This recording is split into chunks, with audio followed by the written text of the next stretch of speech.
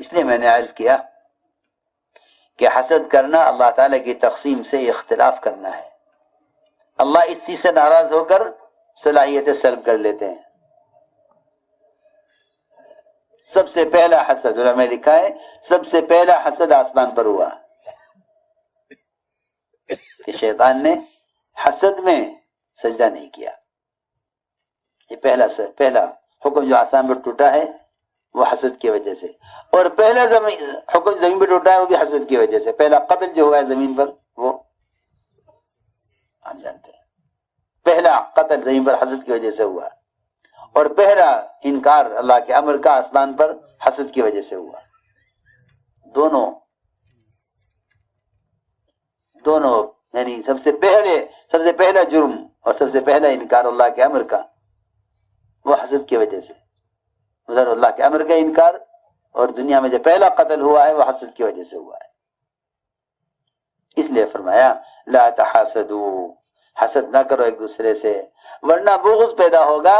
پھر آگے فرمایا ولا تدابروا، جی ہاں، کہ تمہیں حسد آئے گا پھر نفرتیں پیدا ہوں گی. یہ نفرتیں تمہارے رخ کو ایک دوسرے سے پھیر دیں گی. ہمارا راستہ الگ، ہمارا راستہ الگ، یہ نہیں. اس لیے فرمایا کہ ایک تو حسد نہ کرو، اور مومن کے بارے میں اچھا گمان کرو. یہ سب سے اہم چیز ہے، اس کی سخت ضرورت ہے. مومن کے بارے میں اچھا گمان. اگر تم اپنی آنکھ سے بھی اسے کچھ کرتا ہوا دیکھ رہے ہو تو اس کے بارے میں اچھا گمان کرو کہ نہیں، یہ نہیں کر رہا ہوگا. جو آدمی اپنی نظر سے دیکھے ہوئے گناہ کی تعویل نہ کرے وہ سنہرے کی تعویل کیسے کر لے گا؟ میری بات مشکل سے آئے گی سمجھ میں. جو اپنی آنکھ سے دیکھے ہوئے گناہ کی تعویل نہیں کر سکتا وہ سنی ہوئی خبر کی تعویل کیسے کر لے گا؟ ہاں، مومن کا مقام یہ ہے، مومن کا درجہ یہ ہے کہ اگر تم مومن کو اپنی آنکھ سے گناہ کرتے ہوئے دیکھ لو تو تم اس کے گناہ کی تعویل کرو. اس کا حکم ہے. عمر رضی اللہ تعالیٰ عنہ نے پیالے میں شراب پیتے ہوئے ایک آدمی کو دیکھا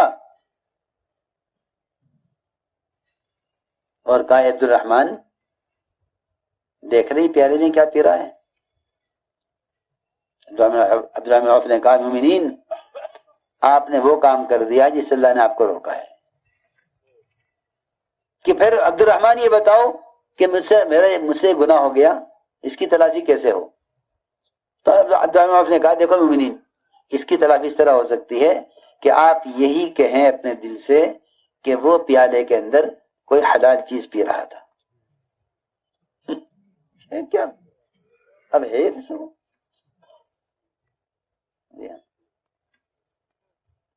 دیکھو یہ فوراً یہ جواب دیا حضرت عمر نے، میرا اس گناہ کی تلافی کیسے ہوگی؟ کیونکہ میں نے دیکھ لیا کہ وہ پیالے میں غلط چیز پی رہا ہے. تو عوف نے کہا کہ دیکھیے مومنین، آپ کے اس تجسس کی تلافی، اس گناہ کی تلافی اس سے ہوگی کہ آپ سوچیں کہ اس پیالے میں حلال چیز ہی پی رہا ہوگا بس. ہاں، حالانکہ مومنین ہیں جنہیں حدود بھی قائم کرنی ہے، جنہیں تربیت بھی کرنی ہے، جنہیں امت کا حال خود دیکھنا ہے. جی ہاں، جنہیں یہ کام دیا گیا ہے کہ رعایا کی تربیت کریں، وہ تو یہ کر رہے. اور وہ عوام الناس جن کے ذمہ نہ حساب نہ نگرانی، نہ ان کو کسی نے مربی بنایا، وہ بیچارے ایک دوسرے کی کمزوریاں تلاش کرتے پھریں اور کہتے کیا ہے کہ ہم تو اصلاح کے لیے کر رہے ہیں. ارے اصلاح کے لیے فساد ہوتا ہے؟ اصلاح کے لیے فساد ہوتا ہے کہ ہم تو اصلاح کے لیے کر رہے ہیں؟ کہ نہیں، اصلاح کے لیے دیکھو کہ تم نے اصلاح کے لیے کوئی منکر طریقہ اختیار تو نہیں کیا. اس لیے کہ منکر سے روکنے کے لیے منکر طریقہ اختیار کرنا خود منکر ہے. منکر سے روکنے کے لیے منکر طریقہ اختیار کرنا یہ خود منکر ہے. منکر سے روکنے کے لیے معروف طریقے اختیار کرو. معروف طریقے تمہیں سنت میں ملیں گے. مسجد میں پیشاب کرنے والے نے منکر کیا، آپ نے اس کے ساتھ کیا معاملہ کیا، وہ بتائیں گے کہ منکر سے روکنے کا طریقہ کیا ہے۔ یہ نہیں کہ آدمی اصلاح کا ارادہ کر لے اور منکرات اور جو ہے حدود کو پار کر جاوے کہ میں تو اصلاح کے لیے کر رہا ہوں۔ وہ حضرت سے کہا ایک صاحب نے کہ حضرت دعا کر دیجئے، میں مسلمانوں کے حالات ٹھیک کرنے کے لیے اور اس کے لیے الیکشن لڑنے جا رہا ہوں۔ کیا کہا؟ الیکشن لڑنے۔ تو اس نے فرمایا کہ تمہارا پہلی ارادہ لڑنے کا ہے تو اللہ تم سے اصلاح کا کام کیسے لے لیں گے؟ ہاں کیوں بھائی؟ آپ دیکھ لو پوری دنیا میں ہر ملک میں الیکشن کے لیے یہ کا لفظ استعمال ہوتا ہے لڑنے کا۔ ہاں تو بھائی الیکشن لڑو گے، الیکشن لڑیں گے، الیکشن لڑیں گے۔ ارے یہ تمہارے ارادہ پہلی لڑنے کا ہے تو اللہ تمہارے ذریعے سے کوئی خیر کیسے لے آئیں گے؟ تو میری بات یاد رکھیو، اصول کے لیے لڑنا سب سے بڑی بے اصولی ہے۔ اصول لڑنے کے لیے نہیں ہے، اصول تو ڈرنے کے لیے ہیں۔ آپ بھی ڈریں، ہم بھی ڈریں، آپ بھی ڈریں، ہم بھی ڈریں۔ اصول کیا کے لیے؟ ڈرنے کے لیے۔ لیکن لوگ یہ کے لیے لڑنے کے لیے کہ ہم تو لڑ کے اصول قائم کریں گے۔ نہیں، لڑائی اصول نہیں قائم ہوتے، کیونکہ لڑائی بے اصولی ہے۔ لڑائی سب سے بڑی بے اصولی ہے۔ ہاں دیکھا جائے کہ حضور اکرم صلی اللہ علیہ وسلم نے اس معاملے میں کیا کیا، صحابہ سے غلطیاں ہوئیں، آپ کا کیا معاملہ ہوا؟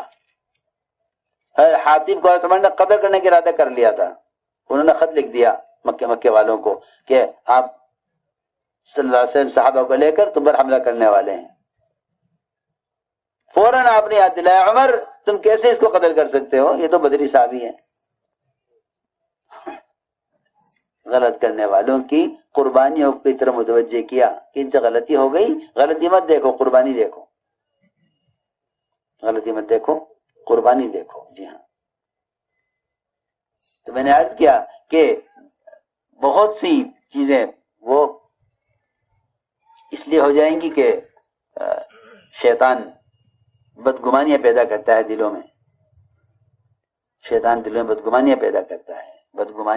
بدگمانیاں بڑے بڑے اقدامات کرا دیتی ہیں، بڑے بڑے اقدامات۔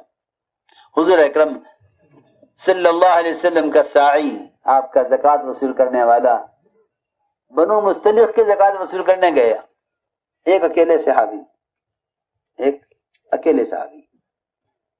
زکوٰۃ وصول کرنے گئے اکیلے۔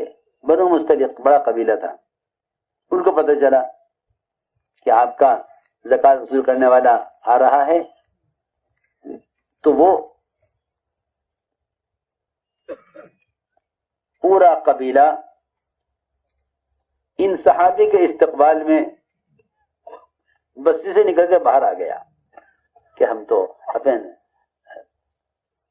اپنے زکوٰۃ وصول کرنے والے کا اکرام کریں گے، استقبال کریں گے، اور عمدہ مال زکوٰۃ کا انہوں نے دینے کے لیے الگ کر لیا۔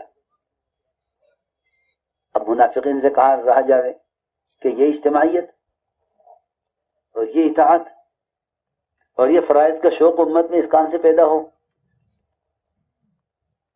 کہ ان میں، ان کے چاہنے والوں میں اور ان کی اطاعت کرنے والوں میں اور ان کے مالی تعاون اور زکوٰۃ ادا کرنے والوں میں اور ان کے درمیان کیسے دوری کرائی جائے، کون سا ایسا کام کرایا جائے جس سے ان کے درمیان دوریاں پیدا ہوں۔ تو یہ صحابی بھی آدھے راستے پر تھے، ایک منافق ملا، پوچھا کہاں جا رہے ہو؟ میں جا رہا ہوں بنو مستلق سے زکوٰۃ وصول کرنے کے لیے۔ تو کہا تمہیں حالات کی خبر ہی نہیں ہے، وہاں کیا حالات ہیں؟ ہاں آج کے لوگ یہ کہتے ہیں تمہیں حالات کی خبر ہے کہ نہیں؟ مجھے تو نہیں خبر، کہ میں بتاتا ہوں۔ ہاں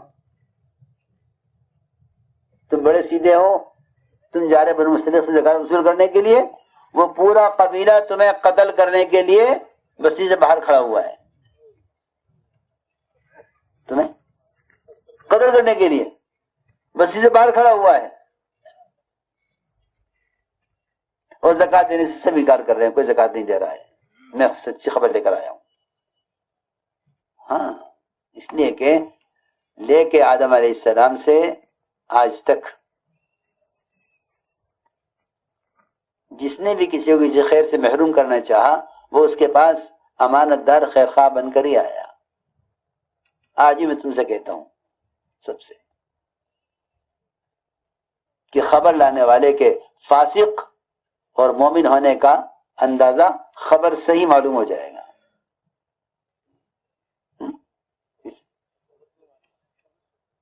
ہمیں کیا معلوم یہ کون ہے، ہمیں کیا معلوم اس کے دل میں کیا، ہمیں کیا معلوم یہ کون ہے. بھائی اس کی بات سے اندازہ کر لو.